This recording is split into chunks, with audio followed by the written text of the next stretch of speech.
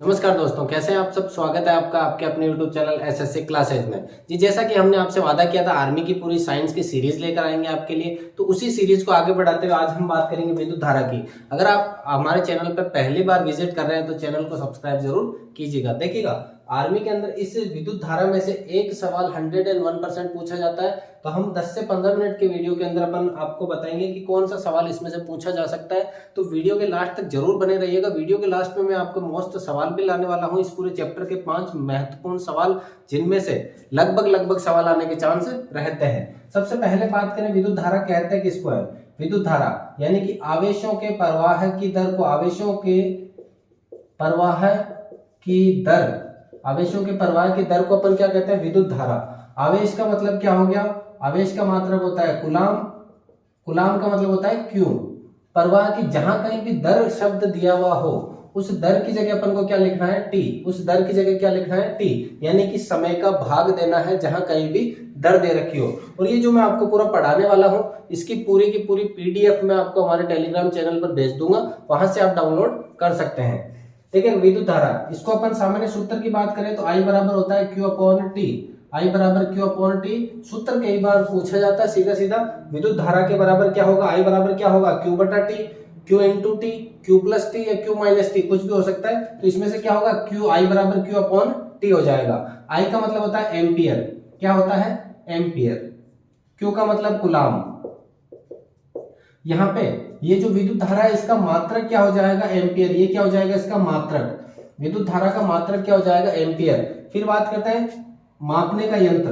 विद्युत धारा को मापने का यंत्र, विद्युत धारा को मापने का यंत्र कौन सा होता है आपके, कौन सा हो जाएगा, एमीटर। कौन सा हो जाएगा, एमीटर। ये सवाल इंपॉर्टेंट है, सीधे सीधे पूछे जाते हैं। विद्युत धारा को मापने वाला यंत्र कौन सा है, एमीटर है। एमीटर को हमेशा किस क्रम में लगाते हैं अपन, श्रेणी क्रम में लगाते हैं। ध्यान रखना, श्रेणी और समांतर दो जो क्रम होते हैं, उनके अंदर एमीटर किस क्रम में लगता है, हमेशा श्रेणी क्रम के अंदर लगता है। ये तो हुई विद्युत धारा के बारे में बात। अब बात करते हैं विद्युत विभव की। किसकी, विद्युत विभव। विद्युत विभव की बात मैं करूं तो एकांक धन आवेश को अनंत से विद्युत क्षेत्र में लाने के लिए जो कार्य किया जाएगा उसको क्या कहते हैं अपन, एकांक धन आवेश को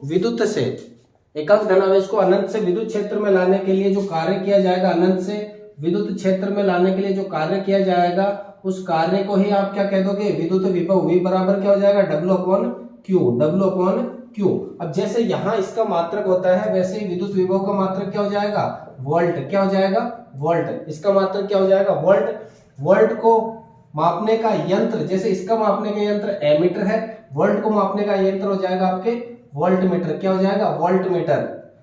फिर बात करते हैं, एमीटर को हमेशा श्रेणी क्रम में लगाते हैं, तो वोल्टमीटर को किस क्रम में लगाएंगे, वोल्टमीटर को हमेशा किस क्रम में लगाएंगे, समांतर क्रम में। किस क्रम में लगाएंगे, समांतर क्रम में। ये तो है अपने विद्युत धारा और विद्युत विभव के बारे में। इसमें से जो सवाल निकल कर आने वाले हैं, I बराबर Q अपॉन टी, विद्युत धारा का मात्रक क्या होता है, विद्युत धारा को मापने का यंत्र क्या होता है, विद्युत धारा का ये जो यंत्र है एमीटर किस क्रम में लगता है, विद्युत विभव की V बराबर W अपॉन Q मोस्ट है, विद्युत विभव का मात्रक क्या है, वोल्ट मोस्ट है, विद्युत विभव का ये जो मात्रक है इसको मापने का यंत्र कौन सा है, वोल्टमीटर मोस्ट है। वोल्टमीटर को हमेशा किस क्रम में लगाते हैं, समांतर क्रम में। ये वाली जो चीजें हैं ये इनमें इंपॉर्टेंट है, कुछ सवाल निकल के आए हैं जो कि क्या है, इंपॉर्टेंट है। इसके बाद बात करते हैं अपन ओम के नियम की। किसकी बात करें, ओम के नियम की। देखो, मैं वही चीजें बताने वाला हूं जो एग्जाम की दृष्टि से इंपॉर्टेंट है, जिनके अपने सिलेबस में जिक्र है। आर्मी का जो पुराने पेपर है, इन चैप्टर में से कौन कौन से सवाल निकल कर आए, उसी के आधारित अपन कर रहे हैं। तो ओम का नियम, देखो परिभाषा कोई भी नहीं पूछेगा अपन को। यानी एक चालक तार है, ये चालक तार है, इसमें अगर मैं करंट प्रवाहित करूं, यानी क्या प्रवाहित करूं, करंट I प्रवाहित करूं, तो इसके जो सिरों के मध्य है, ये जो सिरे हैं इसके दोनों, इन सिरों पर उत्पन्न विभवांतर इस विद्युत धारा के क्या हो जाएगा, समानुपाती, अर्थात V समानुपाती I। अपन को सीधा से याद रखना, ओम का नियम की समीकरण V समानुपाती I। जैसे समानुपाती का निशान हटाते हैं तो यहाँ क्या आ जाएगा, RI, और इसको लिखा जाता है V बराबर IR। यहाँ से क्या लिखा जाएगा, V बराबर IR। इसी समीकरण को कहते हैं ओम का नियम। ओम के नियम की समीकरण कई दफा पूछी गई है। इसके अलावा जो सवाल पूछा जाता है, ओम के नियम का ग्राफ कैसा बनता है, इधर V इधर I, इनका ग्राफ एक सीधी लाइन बनती है, एक सीधी लाइन बनेगी। इनके ग्राफ की कैसी बनती है, एक सीधी लाइन। फिर इसके बाद बात करते हैं प्रतिरोध की। किसकी बात करें, प्रतिरोध किसे कहते हैं? प्रतिरोध यानी कि यही जो R है किसको कहेंगे? प्रतिरोध। अपन जब चालक जो परिपथ होता है विद्युत धारा की बात करी थी, आवेशों के प्रवाह की दर को क्या कहते हैं? आवेशों के प्रवाह में उत्पन्न बाधा, ये जो बाधा है ना, यही बाधा आपकी क्या कहलाएगी? प्रतिरोध। मतलब आवेश है, इस चालक तार में आवेश एक स्थान से दूसरे स्थान पर बह रहे हैं, लेकिन इनके बहने की जो दिशा है, प्रवाह के उत्पन्न कुछ ना कुछ बाधा होगी, उनके अंदर क्या हो जाएगी? कुछ ना कुछ बाधा होगी, यही बाधा क्या कहलाएगी? प्रतिरोध। इसका सिंबल कैसा हो जाएगा? इस तरह से इसका सिंबल हो जाएगा, आर से रिप्रेजेंट करते हैं, रेजिस्टेंस बोलते हैं। फिर इसके बाद आता है प्रतिरोध का मात्रक। मात्रक क्या हो जाएगा इसका? ओम। किस प्रकार से लिखते हैं? इस प्रकार से। मात्रक क्या हो जाएगा इसका? ओम। फिर बात करते हैं प्रतिरोध की निर्भरता। प्रतिरोध दो चीजों पर हमेशा निर्भर करता है। जैसे ये चालक तार है, इस चालक तार पे प्रतिरोध किस प्रकार निर्भर करेगा? इस चालक तार की जितनी ज्यादा लंबाई होगी, पहली निर्भरता आर समानुपाती एल, जितनी ज्यादा लंबाई इस चालक तार की होगी उतना ही इसका क्या होगा? प्रतिरोध ज्यादा होगा।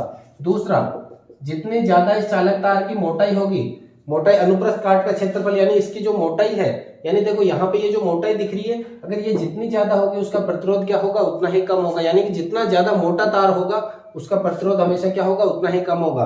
और जितना ज्यादा लंबाई का तार होगा उसका प्रतिरोध हमेशा क्या होगा? उतना ही ज्यादा होगा। ये इंपॉर्टेंट है आपके लिए एग्जाम की दृष्टि से। प्रतिरोध के बारे में, प्रतिरोध आवेशों के प्रवाह की दर में उत्पन्न बाधा को क्या कहेंगे? प्रतिरोध कहेंगे। आर समानुपाती एल, आर समानुपाती 1/a, दोनों हो गए। इसके बाद बात करें अपन, प्रतिरोध हो गया अपने विद्युत धारा। विद्युत धारा किसे कहते हैं? I बराबर Q अपॉन T। विद्युत विभव किसे कहते हैं? विद्युत विभव V बराबर W अपॉन Q। ओम का नियम V समानुपाती I। प्रतिरोध का क्या हो जाएगा? प्रतिरोध R। मात्रक क्या हो जाएगा? ओम। R समानुपाती L, R समानुपाती 1/a। ये चार चीजें हो जाएगी। इसके बाद बात करें अपन प्रतिरोध का क्रम, कौन से क्रम में लगाते हैं प्रतिरोध को? हमेशा श्रेणी क्रम और समांतर क्रम। श्रेणी क्रम और समांतर क्रम का आपको सीधा सा याद रखना है। किस प्रकार से? प्रतिरोधों का श्रेणी क्रम संयोजन। श्रेणी क्रम, एक तरफ श्रेणी क्रम देखते हैं और दूसरी तरफ अपन समांतर क्रम। देखो अपन को तो वैसे सीधा सा सूत्र याद रखना है, लेकिन फिर भी चित्र देख लेते हैं। श्रेणी मतलब इस प्रकार से रहेगा प्रतिरोध, प्लस माइनस पूंजी लगा देते हैं इधर, R1 R2 R3 इसका लगा देते हैं अपन। यहां पे देखो एक क्रम रहेगा निश्चित, इसी क्रम में चलेंगे ये, प्लस माइनस पूंजी लगा देते हैं। इसको कह देंगे R1 R2 R3। देखो श्रेणी क्रम संयोजन की अगर मैं बात करूं तो इसमें क्या बहेगी? I बहेगी, अकेली बहेगी, लेकिन जो V1 है, V2 है, V3 अलग अलग मान हो जाएंगे। जबकि यहाँ पर V का मान एक रहेगा, इसका सिरे का मान I1 I2 I3 हो जाएगा। अब ओम के नियम से देखो, मैं यहाँ व्युत्पन्न कर रहा हूँ, लेकिन आपको लास्ट में जाके सीधा जो समीकरण होता है वो याद रखना है। अपन जानते हैं ओम का नियम क्या कहता है? V बराबर आई आर। क्या कहता है? V बराबर आई आर। अभी अपन ने जस्ट देखा था। तो यहाँ से V का मान क्या हो जाएगा? V1 V2 V3। V बराबर हो जाएगा V1 plus V2 plus V3। इस V1 को अपन क्या कह सकते हैं? IR1। यहाँ से इस V2 को क्या कह सकते हैं? IR2। इस V3 को कह सकते हैं IR3। तीनों को जोड़ देते हैं और इस V को क्या कह सकते हैं? यहाँ से IR। IR बराबर I, देखो तीनों जगह है तो अपन ने कॉमन ले लिया, R1 plus R2 plus R3। I से I कैंसिल कर दिया तो क्या बचेगा? R बराबर R1 plus R2 plus R3। ये सीधा से क्या हो जाएगा? प्रतिरोधों का श्रेणी क्रम संयोजन। देखो चित्र अगर एक लाइन का है ना तो उत्तर भी एक लाइन वाला आएगा, R बराबर R1 plus R2 plus R3। अब इसकी बात करूं मैं, V बराबर क्या होता है? IR। तो अपन अगर देखो यहाँ I1 I2 I3 है, तो अगर I बराबर में बात करूं तो क्या हो जाएगा? V बटा R। ये R नीचे की तरफ आ जाएगा। इस R को मैं I को लिख सकता हूं I1 plus I2 plus I3। I1 की जगह क्या हो जाएगा? V upon R1। I2 की जगह V अपॉन R2।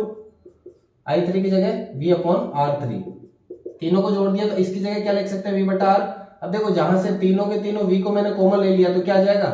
इस V से ये तीनों कट जाएंगे तो 1 बटा R बराबर क्या आ जाएगा? 1 बटा R1 प्लस 1 बटा R2 प्लस 1 बटा R3। ये अपन को दोनों के दोनों सूत्र याद रखने हैं। चित्र अगर ऊपर नीचे वाला हो समांतर क्रम का तो सूत्र भी ऊपर नीचे वाला आएगा, 1/R बराबर 1/R1 plus 1/R2 plus 1/R3। श्रेणी क्रम संयोजन का सीधा से एक रेखा में प्राप्त होगा, जबकि समांतर क्रम का क्या होगा? एक ऊपर नीचे वाला चित्र प्राप्त होगा। ये तो था श्रेणी क्रम और संयोजन क्रम का। इसके बाद अगर बात करें इसी चैप्टर की विद्युत धारा का एक टॉपिक बचता है अपने जूल का तापन नियम। सामान्य सा तो पूछा तो नहीं जाता, लेकिन अपन को सीधा सा समीकरण याद रखनी है, जूल का तापन नियम।